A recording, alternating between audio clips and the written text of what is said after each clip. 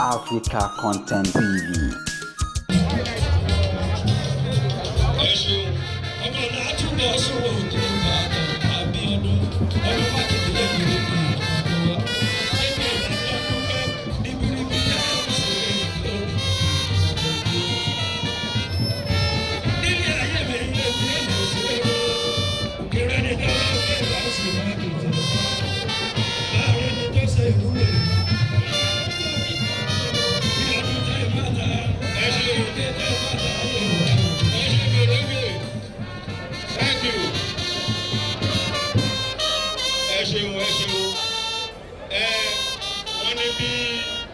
Wọ́n ní bàbá ṣe nínú orí ọpẹ́ là ń dá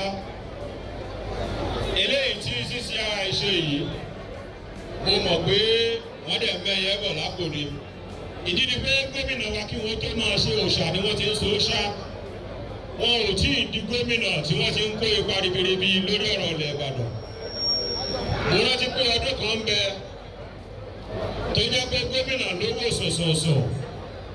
ilé Ìbàdàn house tí bàbá wa gbọ̀dí àmọ̀wò tí wọ́n kọ́ tinú tìta àti fẹ́ǹsì nínú àti fẹ́ǹsì níta gbogbo ẹ̀ pátá ni gómìnà gbé ọ̀dàlẹ̀ wọn ò tí ì di gómìnà ń gbà yẹn lọ ẹ bá mi pàtẹ́wọ́ ẹnjìnìà Seyi Makinde.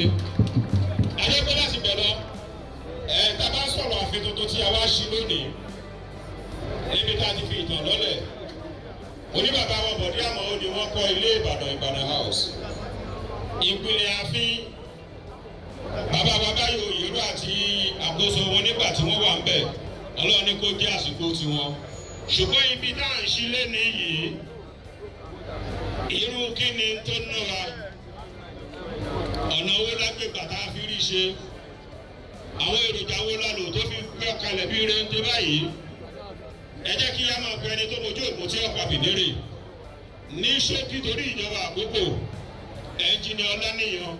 tó jẹ́ alága technical committee ẹ má gbàgbé pé ẹnjìnìà ní gọ́fúnà o ẹ má purọ́ tí ò ní bò ilẹ́sẹ̀ o.